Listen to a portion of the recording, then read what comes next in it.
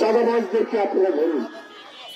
অনেক সময় police truck থামিয়ে খাদ্যপণ্যের ট্রাক থামিয়ে চাঁদা আদায় করে, এগুলো বন্ধ করুন। দেখবেন যে জিনিসপত্রের দাম এমনি কমছে। আমরা এটা বলি না যে সরকারের কোন লোক এগুলোর সাথে জড়িত, তাদের আন্তরিকতা আছে, কিন্তু তাদের উদ্যোগ কম, তাদের উদ্যোগ কম। তাদের শক্ত প্রশাসনিক নির্দেশনা থাকলে তাহলে রাস্তায় রাস্তায় চাঁদাবাজি হতো না। কেন এখনো সেটা হবে? এইরকম পরিস্থিতিতে যদি আগের আমলের চেয়ে এই আমল মানুষ যদি স্বস্তি এবং শান্তিতে না থাকতে পারে, তাহলে তো মানুষ হতাশ হবে। জিনিসপত্রের দাম, আনাজপাতির দাম, শাকসবজির দাম কমেনি। এইরকম মুহূর্তে জাতীয়তাবাদী কৃষক দল ঢাকা মহানগরীর বিভিন্ন এলাকায় তারা পর্যাপ্ত শাকসবজি কিনে বরং অনেকটা ভর্তুকি দিয়ে তারা জনগণের কাছে বিক্রি করছে। এইটাই হচ্ছে দলভিত্তিক রাজনৈতিক দলের বৈশিষ্ট্য, যেটা তুহিন এবং বাবুলের নেতৃত্বে কৃষক দল করছে। আমি দুইটিকে আজকে নিয়ে তাদের দুইটি কর্মসূচিতে থাকলাম।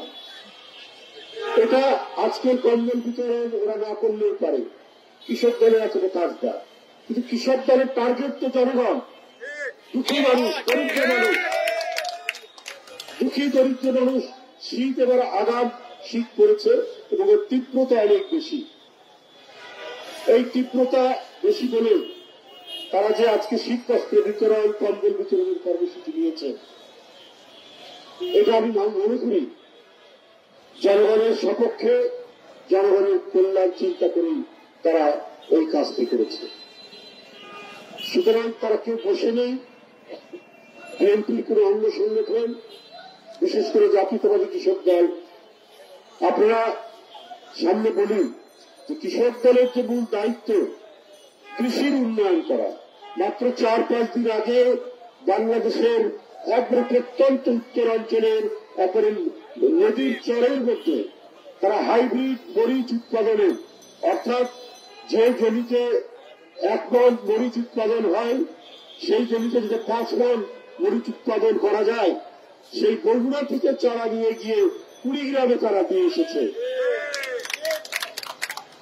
তো এটাই তো কৃষক দলের কাজ, এটাই রাজনৈতিক দলের কাজ। রাজনৈতিক দলের কাজ শুধু মিছিল মিটিং করে না। মিছিল মিটিং করতে হয়েছে, আন্দোলন করতে হয়েছে যখন গণতন্ত্র ছিল না, যখন শেখ হাসিনার লাল চক্ষুর নির্দেশে গোটা দেশ উত্তর বসতে, বিশেষ করে প্রশাসন। ওই মুহূর্তে বুকে সাহস করে হাসিনার বিরুদ্ধে দাঁড়ানো একটা কঠিন কাজ। সেই সময় তারা দাঁড়িয়েছে। তাদের অনেক ছেলে গ্রেপ্তার হয়েছে, অনেক ছেলে বুলেট বরণ করে নিজের জীবন পর্যন্ত উৎসর্গ করেছে। কিন্তু দেশে যদি স্বাভাবিক পরিস্থিতি থাকে, স্বাভাবিক পরিস্থিতি থাকলে জাতীয়তাবাদী কৃষক দল কৃষি উন্নয়নের জন্য তারা চেষ্টা করবে। বিশ্ববিদ্যালয় ইউনিভার্সিটির একটা পোস্ট গ্রাজুয়েট ছেলে, তারা যদি কৃষকের উন্নতির জন্য কাজ করে, এই উন্নতিটা খুব দ্রুত হবে, অগ্রগামী হবে।